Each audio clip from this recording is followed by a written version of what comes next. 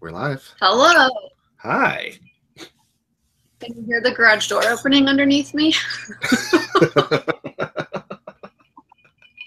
I hit the start broadcast button and then I heard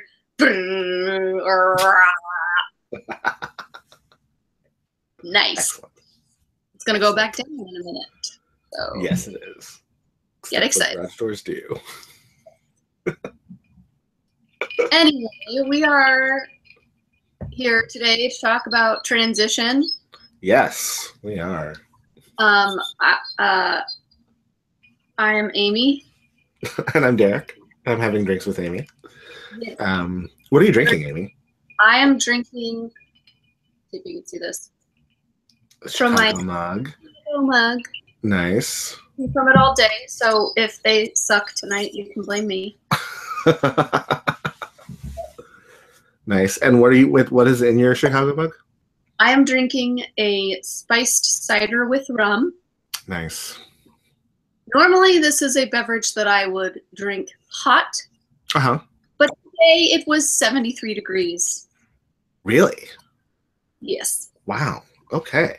So no hot beverages today. Cold. Yeah.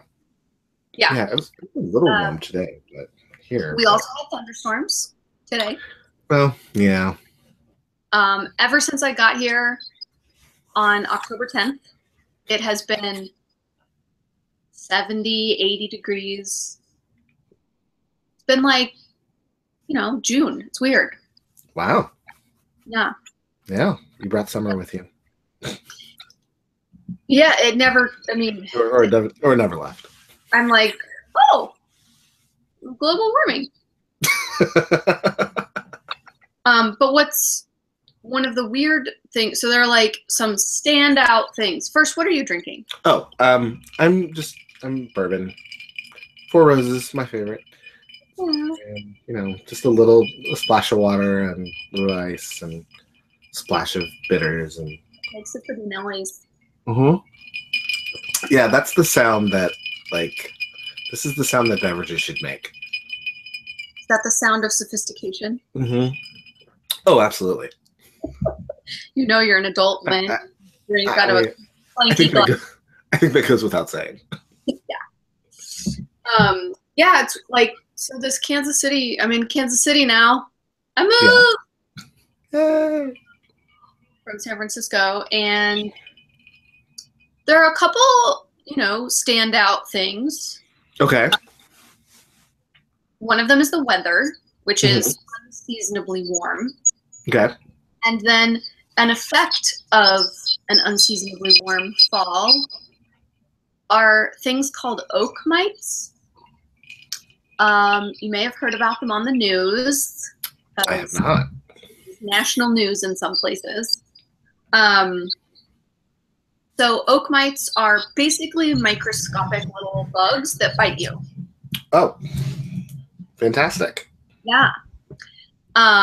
But you don't know that they've bitten you until, you're itchy. Like I have on my face right now, and it just was like started to itch.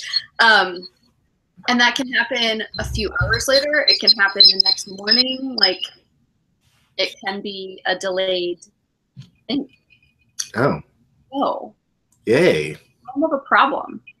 Yeah. Especially when it's warm. It's like you want to have the windows open. Well, they can blow through the screens. That's lovely. Yeah. So they live in the leaves of a couple different kinds of oak trees. And they're just causing a lot of problems. And they didn't exist when I was little. Like, this is the first time I'm hearing about them. Okay, I'm 30 years old. I've, been in and out of Kansas City my whole life. Never even heard of this creature. And so now all of a sudden there's a new insect. Yeah, I don't think it's so much that it's new as much as it's like the first second frost kills them. Okay. And so normally by now when they are emerging, so there are these wasps that lay eggs in the leaves of the oak tree. And these oak mites eat the larvae that are in the leaves. And then once their food is gone, they leave. Okay. So normally, once their food is gone, it starts to freeze and they die. So we don't even know that they're around. Sure. But because it's warm, they're alive and like still hungry. So I become food. That's messed up. Yeah. I don't like it. I don't like it at all. No, it's really unpleasant. Mm. And Carly's been riding her bike to and from the gym here. Yeah. And she would, like, at first we thought maybe we had bugs in our bed because she'd wake up with new bug bites. And then we found out about the oak mites, and we were like, oh, maybe when you ride your bike, you should like immediately take a shower or wear long sleeves. So it's weird. So that's one. The weather and the oak mites are standout. Standout things. And then the other thing is that I don't know where anything is.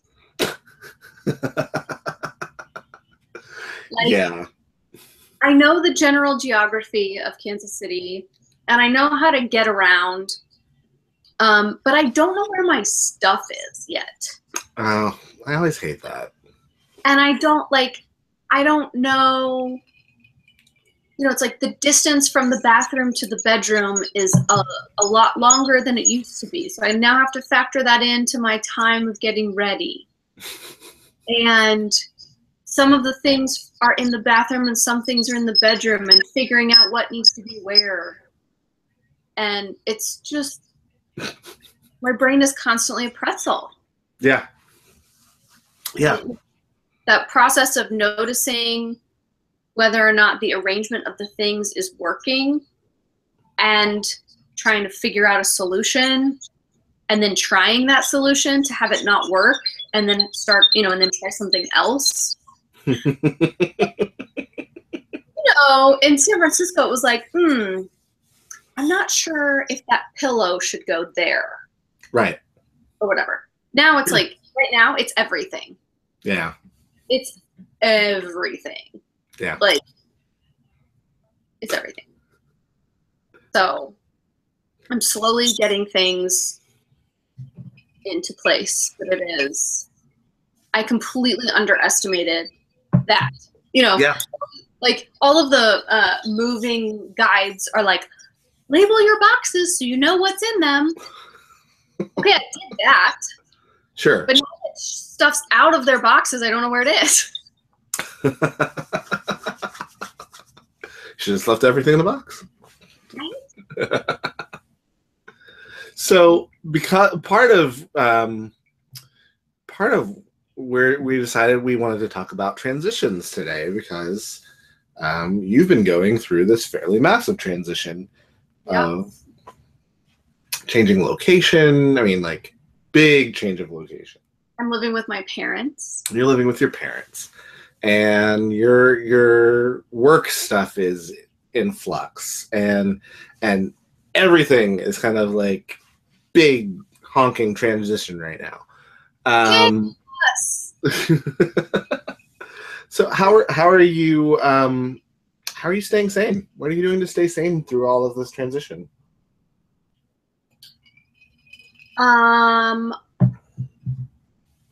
I guess the thing that is helping the most is to really not get too caught up in expectations. I mean, that's always true for me, but particularly yours or other people's? What? Mine. Yours are okay. Myself. Yes. That's what I figured. Full clarification. Yes. I actually don't have a very good sense of time. Okay. And how long things are going to take. And I mean, I do, like, if I had an endless amount of energy, then my timelines would be correct. Okay. Right? Sure. If I could sustain the energy that I have in the morning the whole day until I go to sleep, I would probably get things done in the timeline that I expect. Yes, and you would be a fairly remarkable human being. Yeah, but there are things like lunch and the after lunch sort of energy drop. And then it's like there's just so many things, so many different factors. And so it's been really helpful to just like be really present with what I can do right now. Yeah.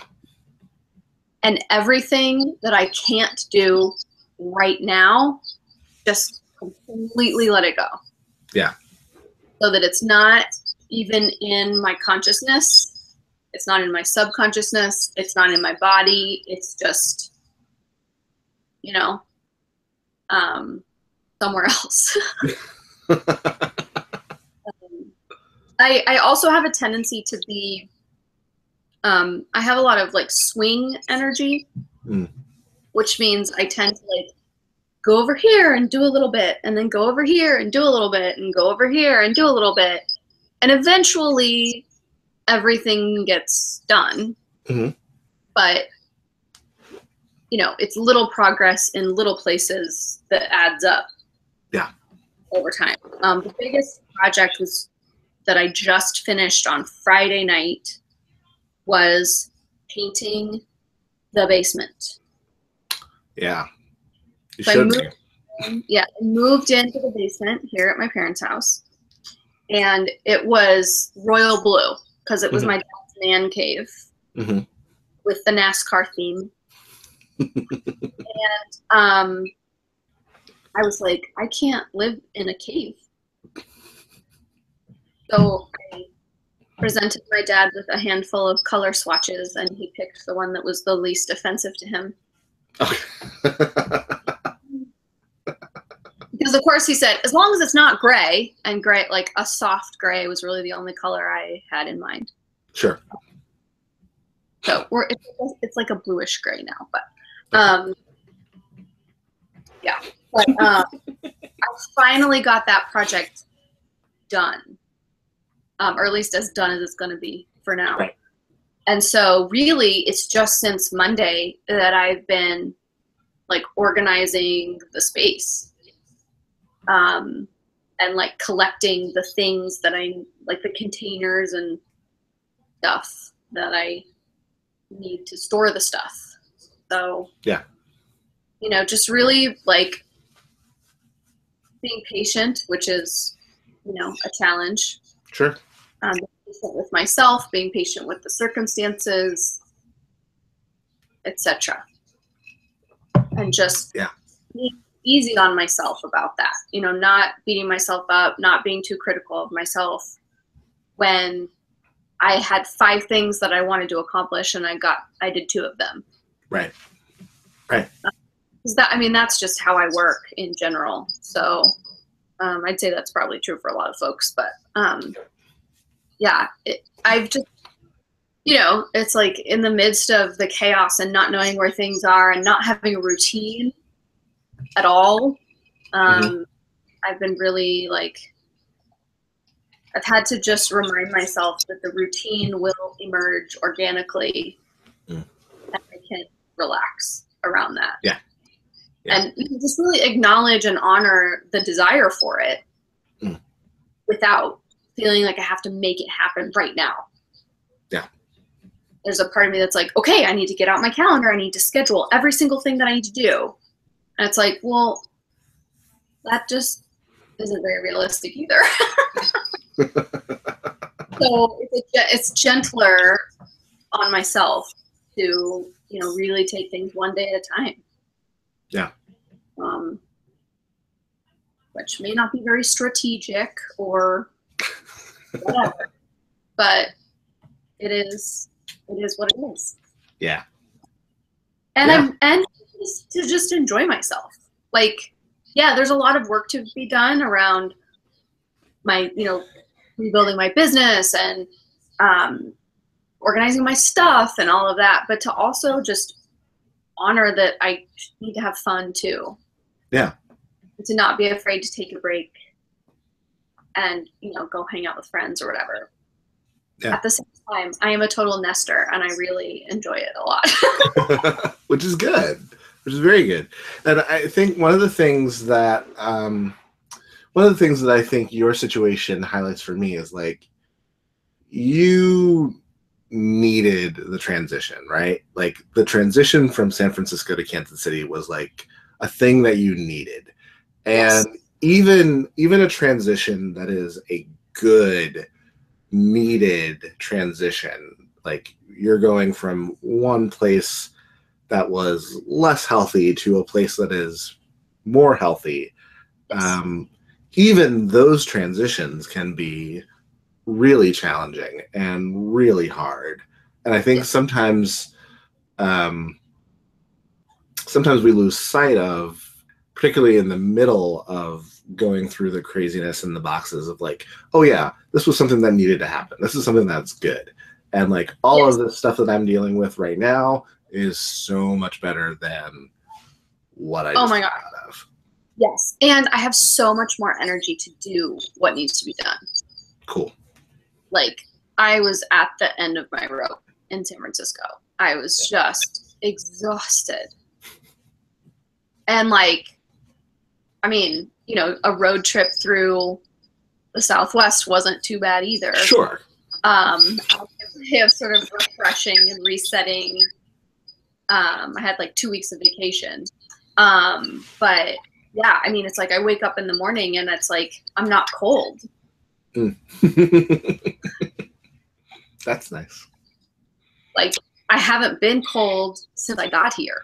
That's nice. Which is huge because in San Francisco, I was always cold. And anyone who's always cold knows how exhausting it is to be cold all the time. Yeah.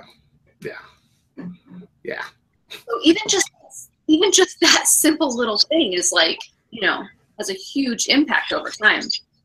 Yeah. And we so often overlook how much environmental factors drain our energy. Whether that's weather, that's you know, precipitation, amount of light you're getting, amount of exposure to outdoors, like all of those things can be so draining, or the reverse can be so life-giving. So, and like my family came over on Sunday afternoon and we had a group craft time. My mom, my dad, my 2 sisters, my sister's husband, and my wife. We were carving pumpkins.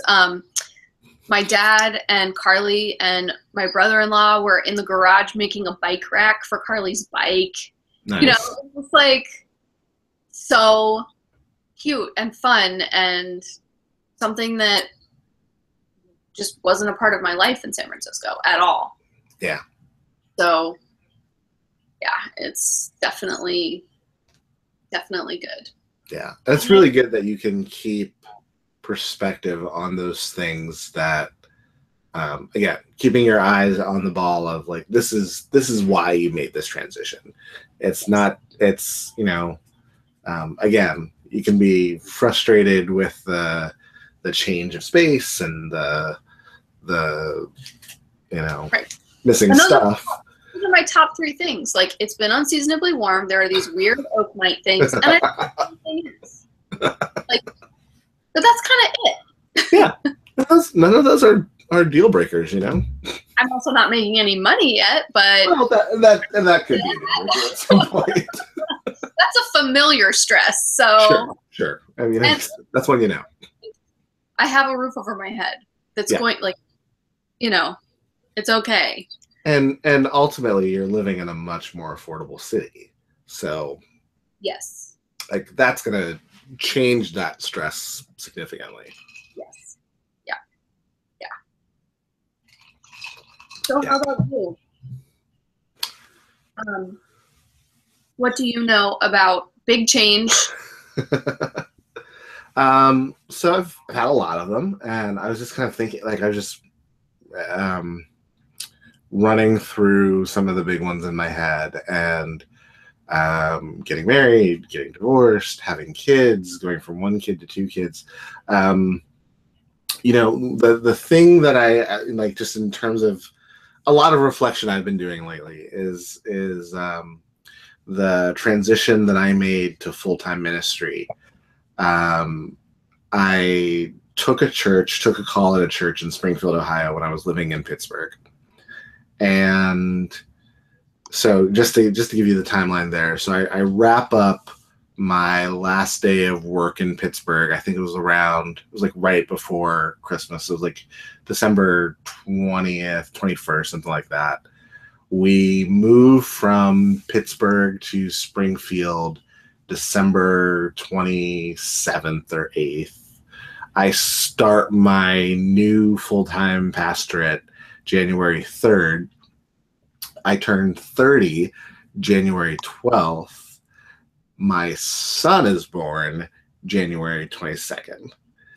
So in the span of a month, I leave a job, I leave a city, which is my home city, move to a new city, start a new job, you know, have one of those milestone birthdays, and then become a father. Yeah. No, it was totally easy. You know, so I definitely wouldn't recommend all the transitions at once. Maybe when you can, space them out a little bit. But I also think that one of the things that you know, that transition, there was just so much excitement, though.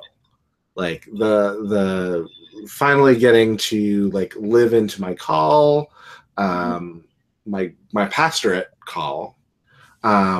Finally, at this point, you know, of moving, we've been waiting for Thomas for 8 months, and we were ready to meet him, and we were doing all the nesting. We were doing all of the like baby proofing of our new house, and like that stuff was exciting and fun, and helped take our minds off of the fact that, like, wow, we just did a whole lot of stressful things all at once.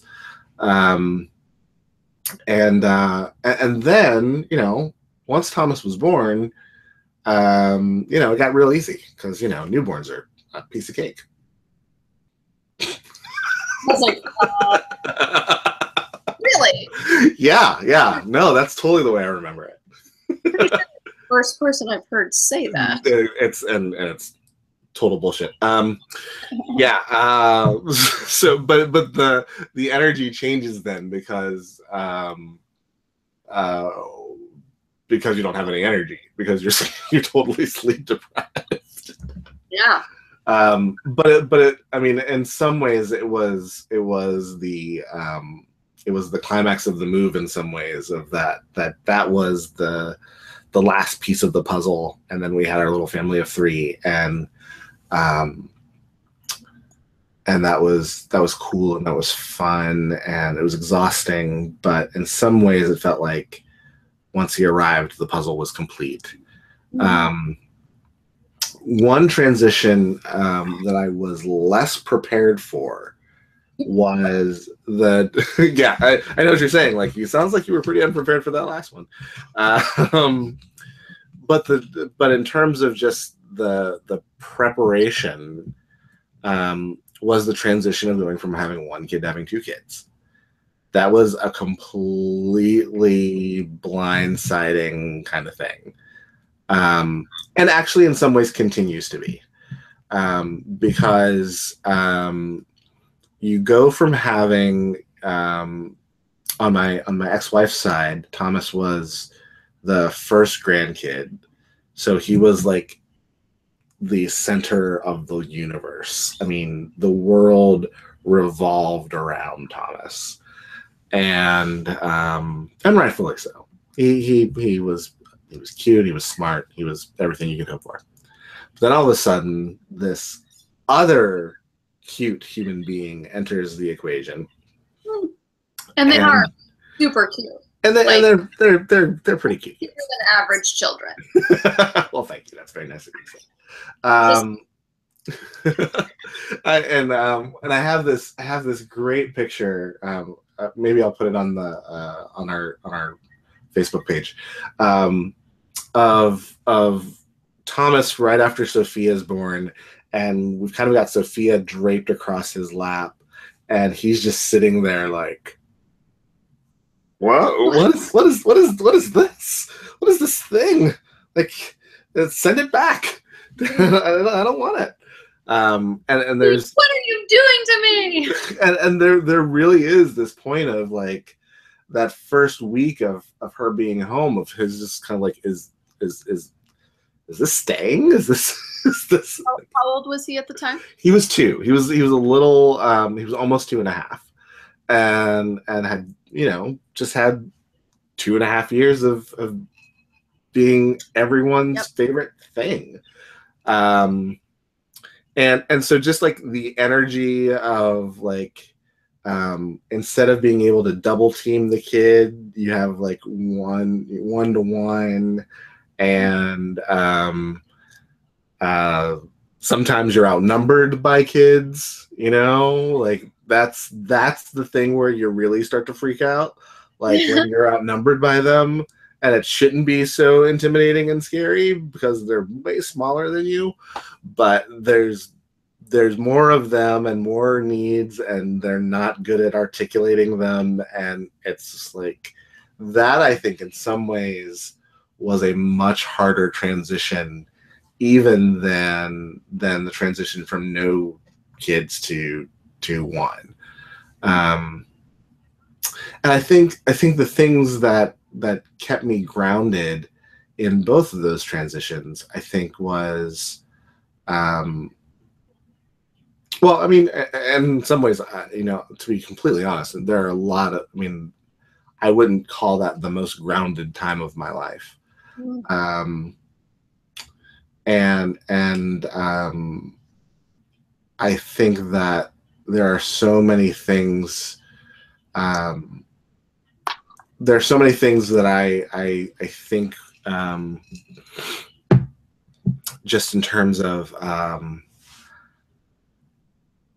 where do you find the familiar in the middle of transition, I think is a really important question.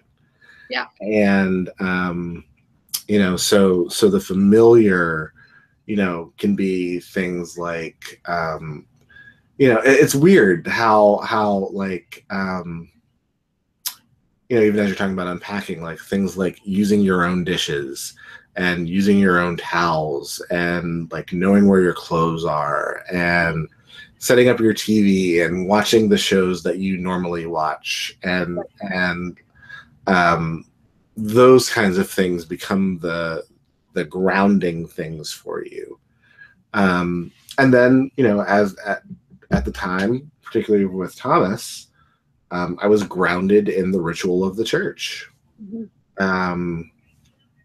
I was grounded in the regular activity of preparing and leading worship. I was grounded in the regular activity of writing a sermon and preaching a sermon, and those sorts of things kept me grounded because they were familiar, and they were the things that where I would go home to this little human and feel completely inept and constantly questioning whether I was doing everything wrong, and that I was already like preparing this child for therapy.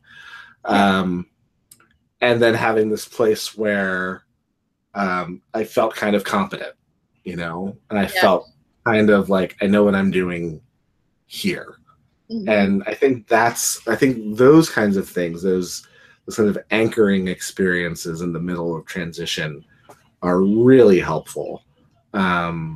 Places of competence, places of confidence, places of familiarity that kind of keep you anchored to, okay, I'm still me. Like everything else around me changed, but I'm still me.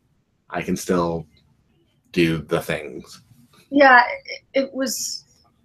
So this house is very familiar. Yeah. I've lived here since my family has lived here since 1993. Okay. So talking, 23 years. Yeah.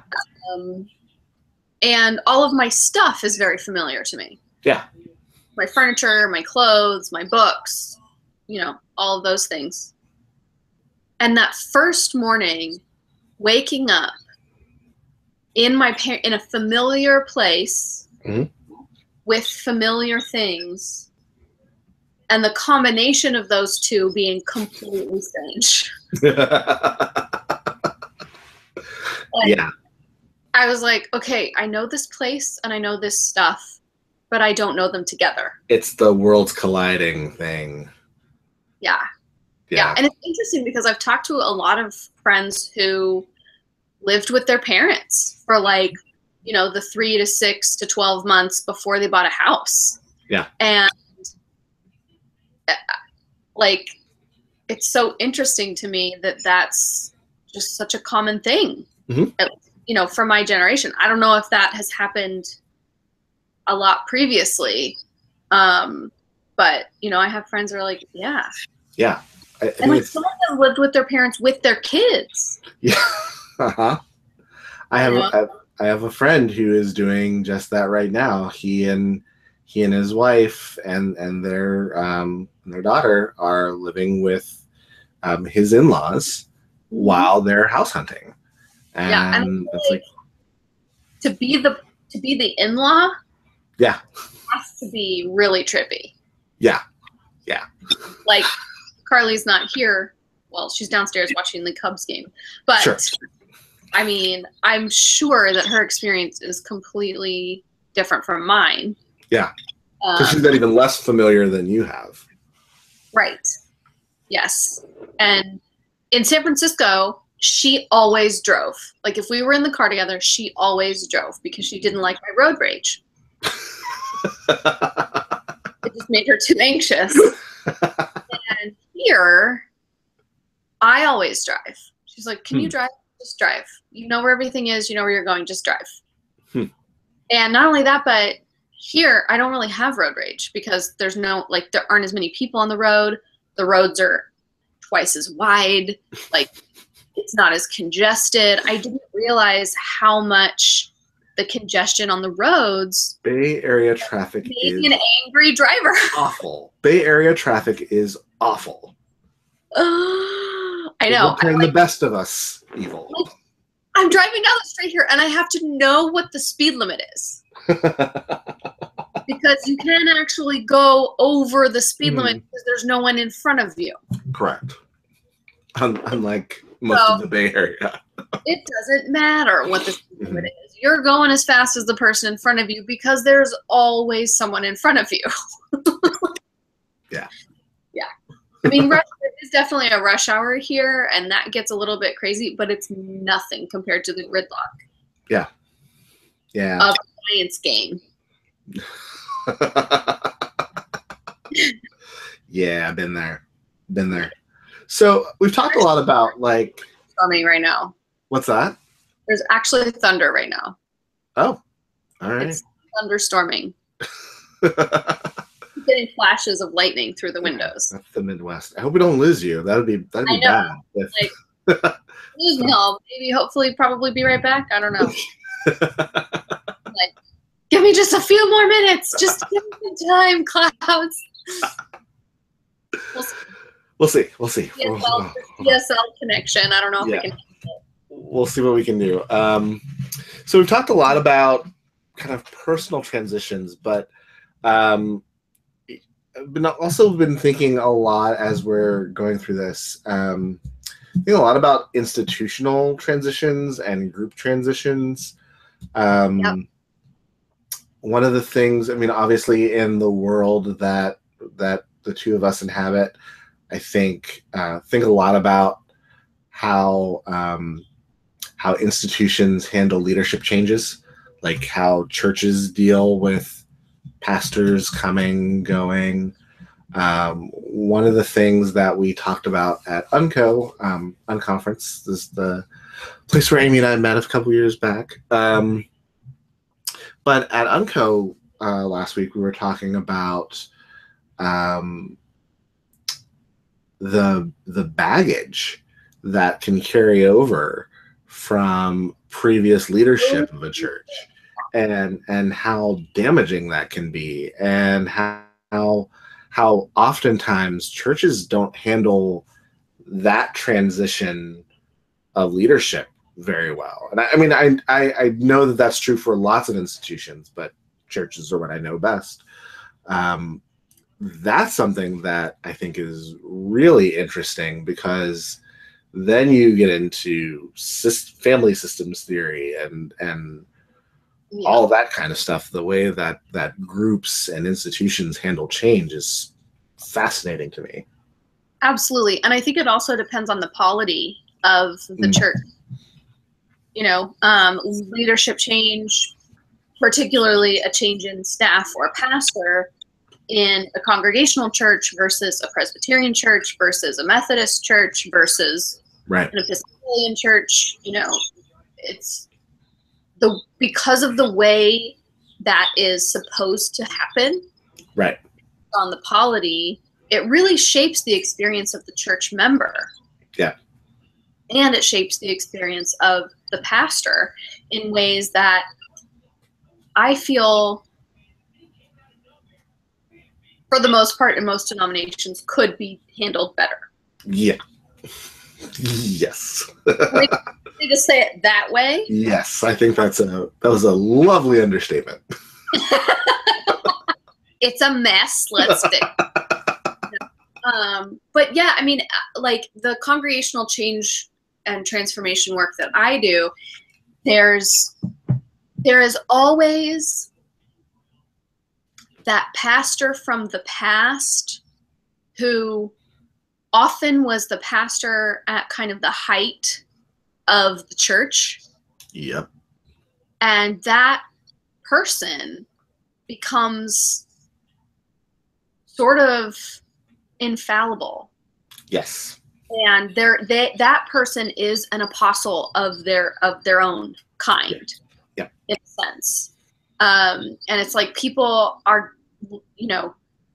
carrying out the teachings and the memory of that person just as much as the teachings, if not more, teachings and preachings of Christ. Yeah. And it's just heartbreaking to me when I see really talented pastors run up against this brick wall of comparison. Yeah. To that previous person. Yeah. Yeah, that's so tough. Especially if it is a woman in the wake of a man, or a person of color in the wake of a white person. It's like if there is a big, if there's a major sort of, or even if the difference is just about age. Yeah. Even if it's just like the last pastor was there for 20 years, and when that pastor left, they were 70, and now the person who's coming in is 30. Yep. And now all of a sudden you've got this kid who's leading. It's that.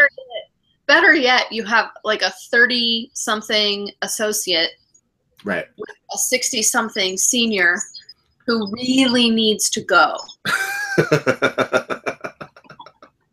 And isn't. Yeah. There's a lot of that. Yeah.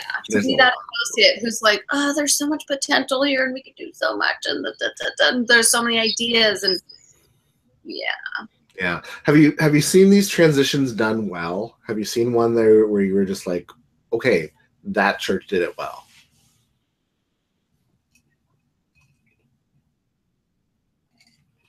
I put you on the spot. I'm sorry.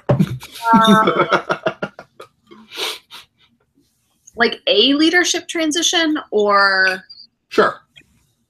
Like of any kind? Yeah. Have you seen one where you thought like, okay, they passed the baton really well?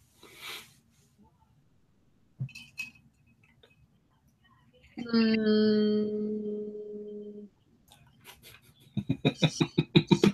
what I can think of.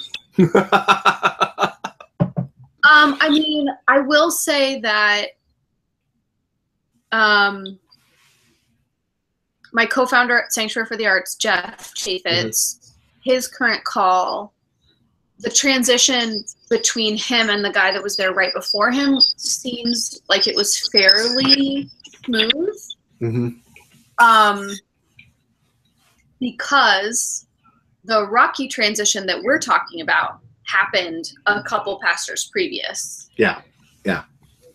So now it's like after I think like 2 years that he's really getting into like the deeper levels of hurt and betrayal and pain from the loss of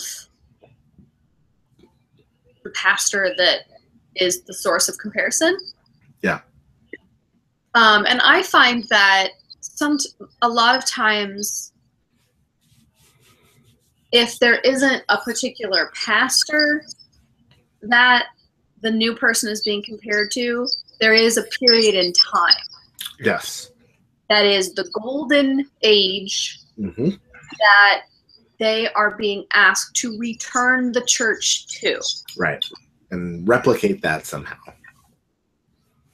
Yes. Yeah. And it's like, okay, you want your church to be as populated as it was 30 years ago. And you can't admit that having as many people as you did 30 years ago means doing things differently than you did 30 years ago. Correct. And people hate that. I mean, we're really in that place where it's adapt or die. Yeah. And here in the Midwest, it's we're a little bit behind the curve, I think, in terms of like the economic realities of a lot of churches aren't quite as dire. Yeah. As some of the coastal churches where the cost of living is higher and the cost of running a church is higher. But we're getting there. Yeah. And folks are really having to start asking themselves, like, oh, we have a 6-figure deficit and we're spending down our savings, and what are we going to do and how are we going to fix it? Right. And unfortunately, a lot of churches are content to just spend down their savings. Yeah. Without any real plan for how to recover. Yeah. I mean, sadly, that was that full-time pastorate that I talked about. That's how that one ended. They were content to spend down what they had and kind of thought something would come and save them. But a lot of them didn't really care. A lot of them just wanted a place to be buried. And as a new church planter, there's nothing more painful to me than seeing a church invest in its own death more than its own legacy. Yeah. Oh yeah. Oh God, it's hard to watch. It's painful to watch. It's painful to watch. It's tragic. And I should say, Jeff who did Sanctuary of the Arts with you. I also know him from my seminary days, and Jeff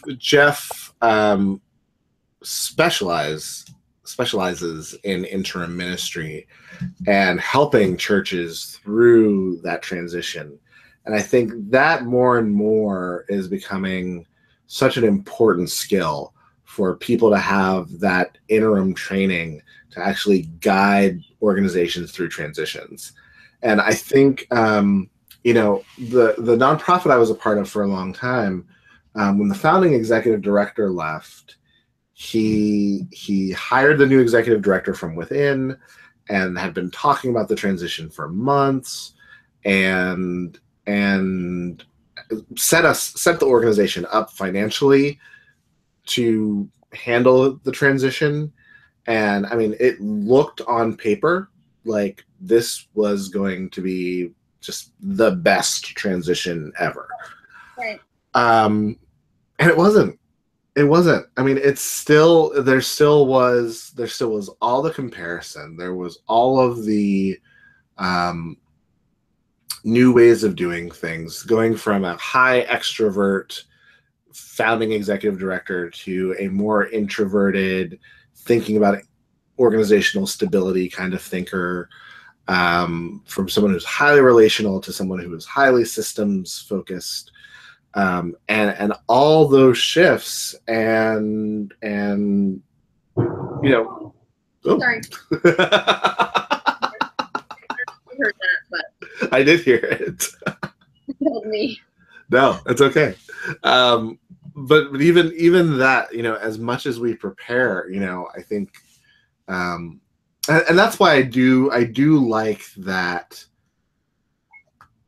at its best in our system, in the Presbyterian system, at its best, you have someone who comes in and guides the church through an interim period, through a transition period of like exercising some of the old demons and getting the soil set for the next person who's going to come. And I think that skill is going to become increasingly valuable. Jeff was saying this at Unco last week, that like everyone needs to get interim training because so many churches are going to go through these kinds of transitions that we really need skilled leadership to be able to get people through these hard changes. There's so much anxiety. Oh my God, yeah.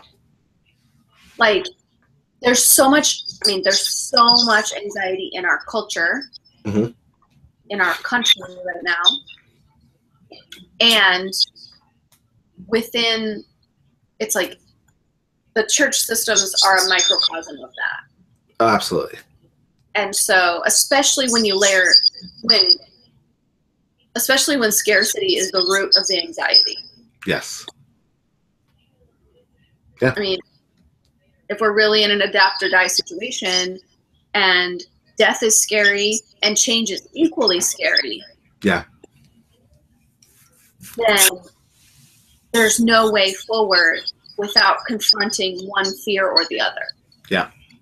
And the thing I think maybe the biggest takeaway I took from my first full-time church was,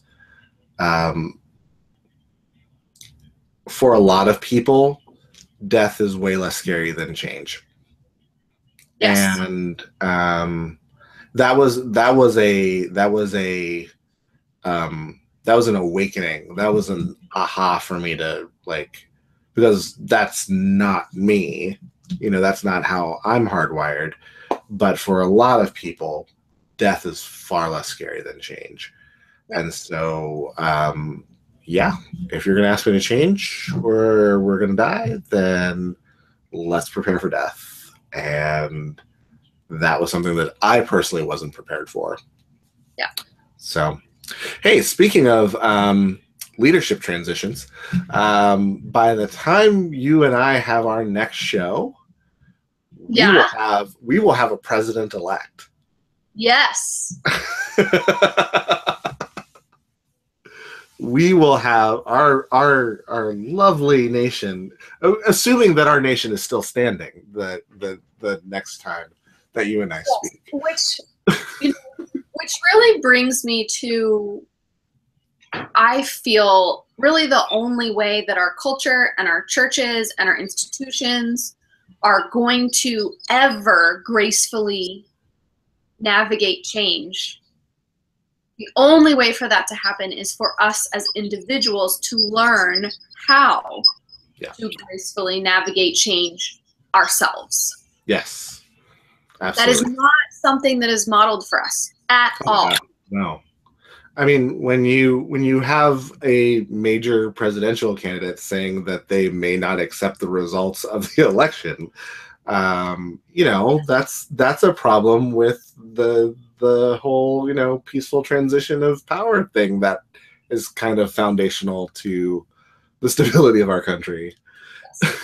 and again, if you have the mindset where change and transition are really to be feared, and I think that's so much of what we're seeing on the right is that what people are really holding on to is the fear that comes with a changing demographic of a nation. And this nation that people want to make great again is actually pretty awesome in that it's kind of incredibly diverse. I think I think what we're seeing is actually kind of the death throes of a group of people who are not willing to accept a change that is happening in demographics of this nation. Yeah, I feel like it's deeper than that. It goes beyond unwilling.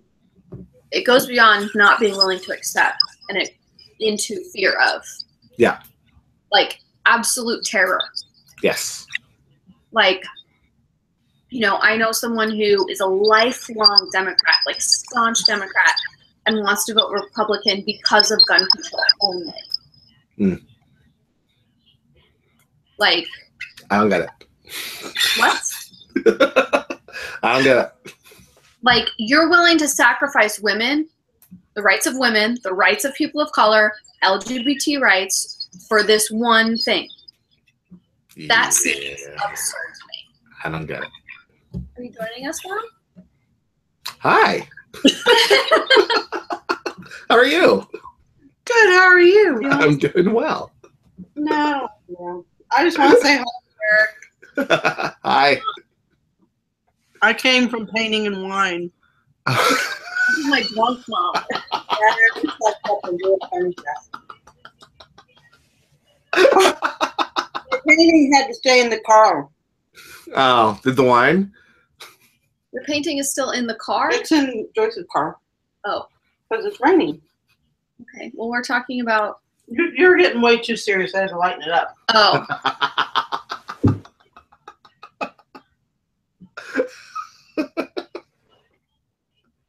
So there's another transition for you.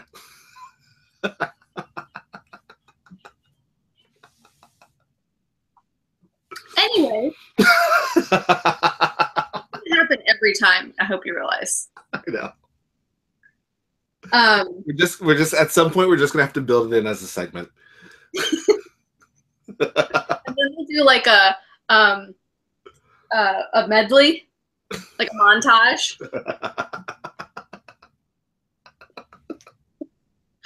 I love it. It's fantastic. Yeah. So anyway.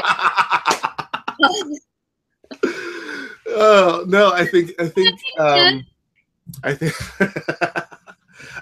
you're absolutely right that it is about. It's about fear of the other. It's about fear of change. It's about complete terror, and it's we have so many. There are so many levels and layers to our culture and our society right now that are reinforcing that fear. Yeah. In ways that are absolutely irrational. Yeah. Like the idea that all immigrants from Mexico are rapists. Right. Like that's insanity. Yes. Yeah. Actual insanity. Like certified. Not only is it an insane statement, it is factually untrue. Yes. But he doesn't care about facts. Well, that's what concerns me the most about the trajectory of political discourse. Yeah. I can't tell you how many ads I've seen. Like I used to watch I didn't have cable, so I never watch actual television in San Francisco. I just watched Hulu and Netflix, and there weren't really any political ads. Here, it's like, especially watching the World Series, there will be an entire like 5-minute commercial break that's all political ads. And this one's for Hillary, this one's against Hillary, this one's for Trump, this one's against Trump. And even more confusing is that I don't really know yet all of the local players. Yeah. And because I'm in Kansas City and we're on the state line, we get a lot of Missouri commercials that don't matter to us because we're voting in Kansas. Yeah. It's like just so much conflicting information. And there was this one commercial about one of the propositions that it was like I by the end of the commercial, I was like, this is evil. Yeah. And they said to vote, like it says to vote no. But I really didn't know what voting no meant. Right. Like I was given no information at all about what voting no on this proposition would actually do. I told you that I felt like shit. Therefore, voting no must be the right decision. Absolutely. If voting no means I won't feel as shitty as I did in that commercial, I'm going to vote no. Yes. Absolutely. Yeah. But again, it gave me zero information about what the proposition would actually do or how it would affect me specifically. Yeah. Yeah. Yeah. It And I wanted you to feel something. That's all. Yeah, it wants me to feel, I felt so manipulated. Yeah. And just like gross. Yeah. Yeah. And that is, oh my God. Yeah. That's why it's so confusing and so difficult to be a voter. Oh, absolutely. Absolutely. And I think that's, and I think, but part of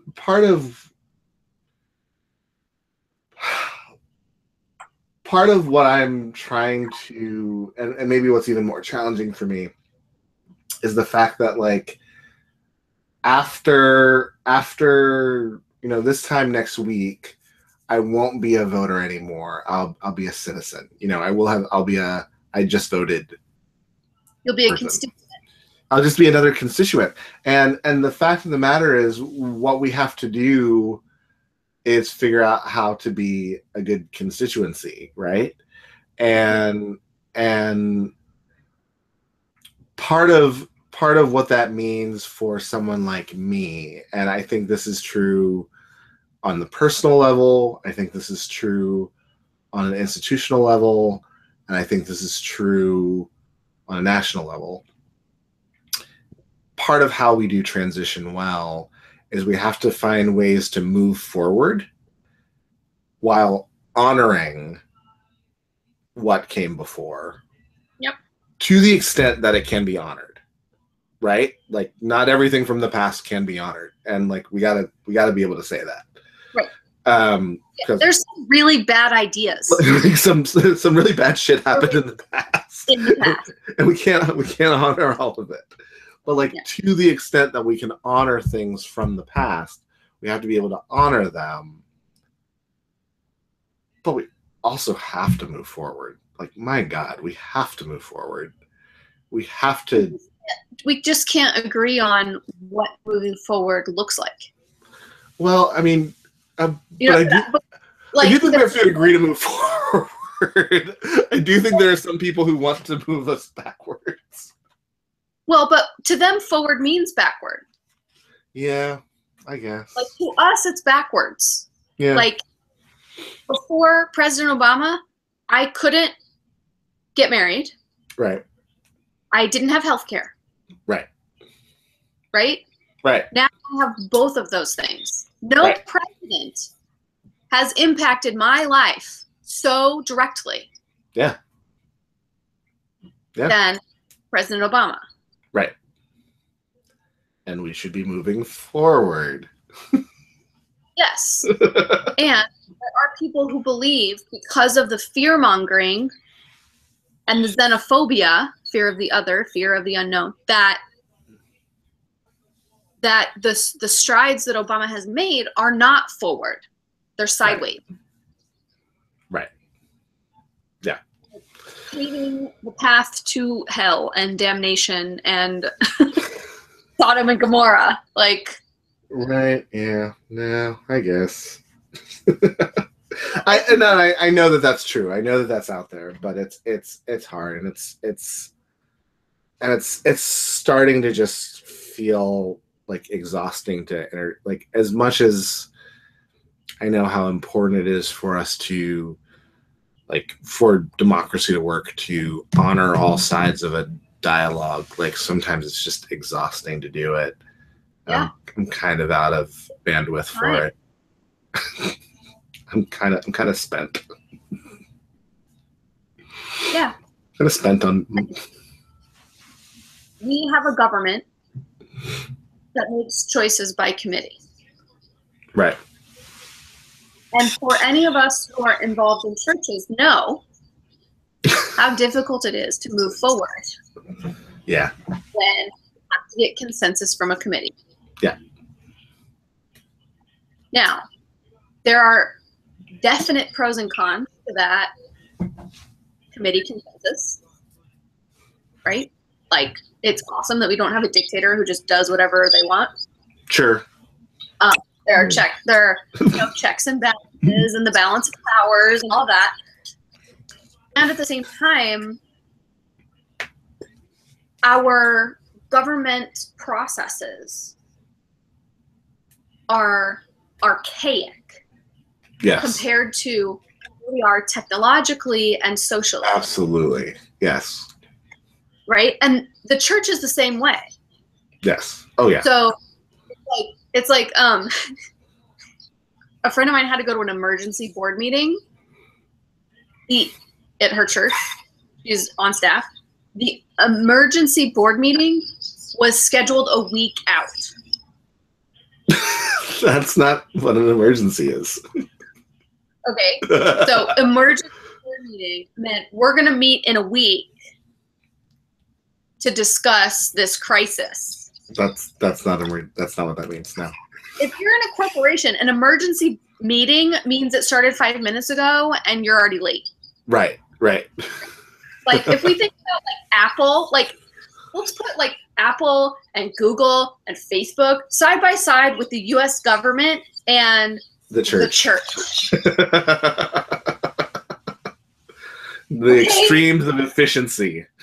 Like, the slowest moving institutions plus the fastest moving institutions. Right. Yeah. You know, it's like freaking Tesla. Have you seen their solar panel tile? Their solar panel. I want them. What? Yeah. How is that not mandatory immediately? Yeah, I don't know. They're like they're beautiful. They're not like on top of all of the good that they can do, they're also gorgeous. Yeah. Awesome. Amazing. So, you know, it's just like one of those things where no. We can't have solar panels on our roofs. We have to debate the validity of climate change first. And all these oil companies are going to lobby and pour millions and millions and billions of dollars into persuading the general public and the government that climate change isn't real. Right. And they're going to get into cahoots with the creationists who don't honor science to precipitate fear and panic. Yeah. And all of these other things, that if you acknowledge science and you acknowledge climate change, you're going to hell. Right. So now not only is the earth at stake, your own salvation is at stake, and you're having to make a choice between your own eternal life and caring for the earth. Yeah.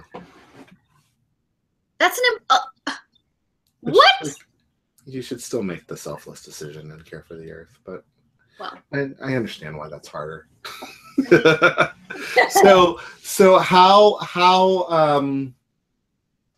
again, we're just kind of as a final thought, like, how are you going to like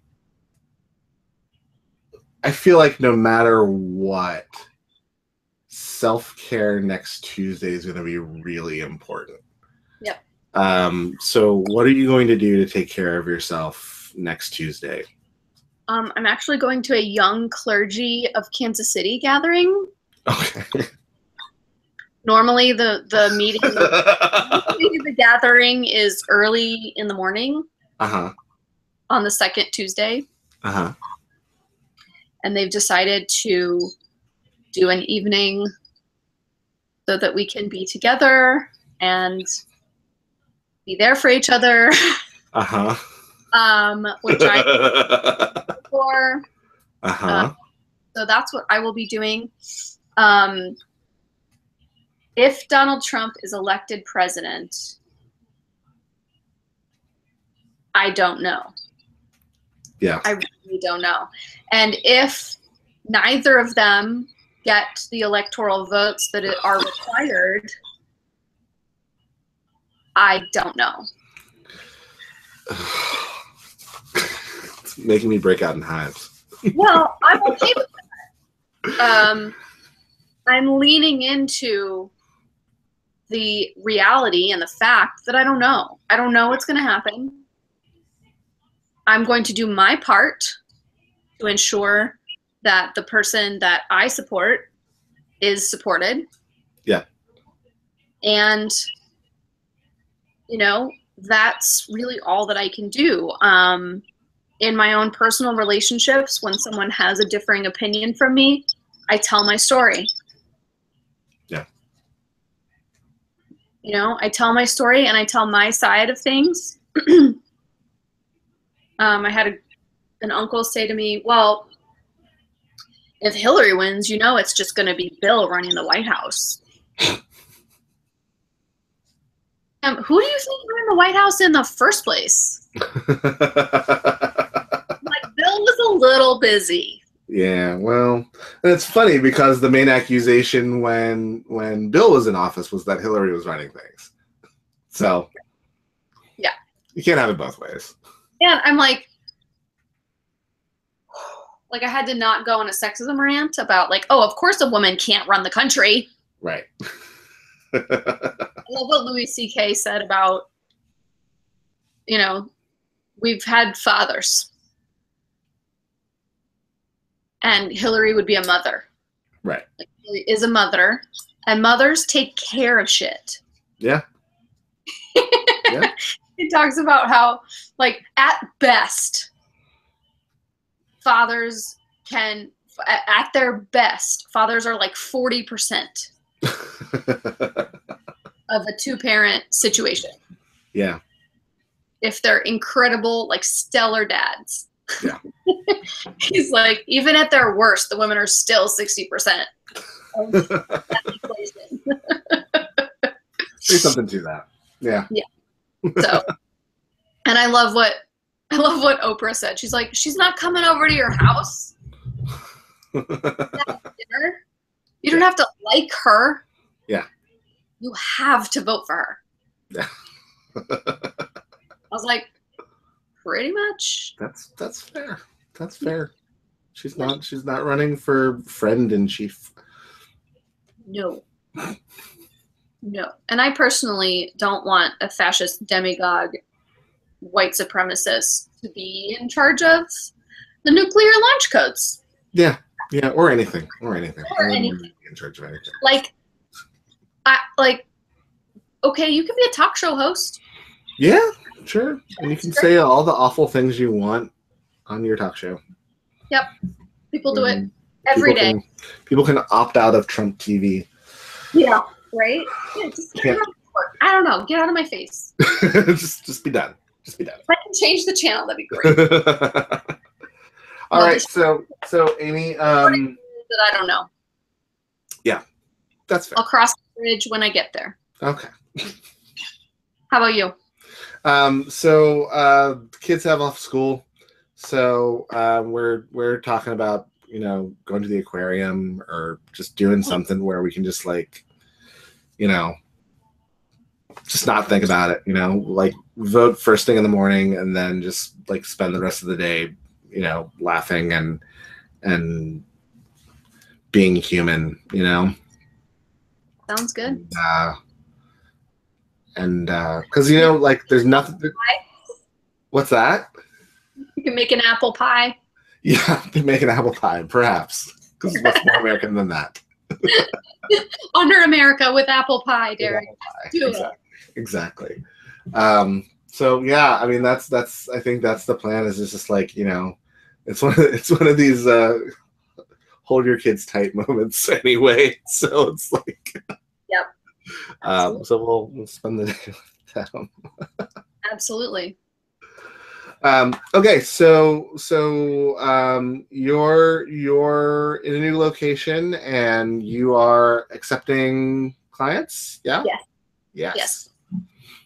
Cool. Yes, I'm accepting new clients, and Sanctuary for the Arts is in an evolution. Yeah. And in its own transition, and there will be information about that forthcoming.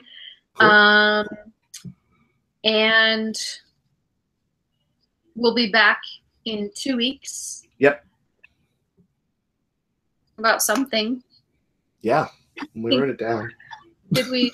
What did we write down? My notes are downstairs. Is that the parenting one? Or is it? It's the scarcity one. It's the scarcity one. Yeah. Because it's right before Thanksgiving. We're going to talk about scarcity and gratitude. That's right. Right before Thanksgiving. Totally organized. And what are you, and then any what's up with you?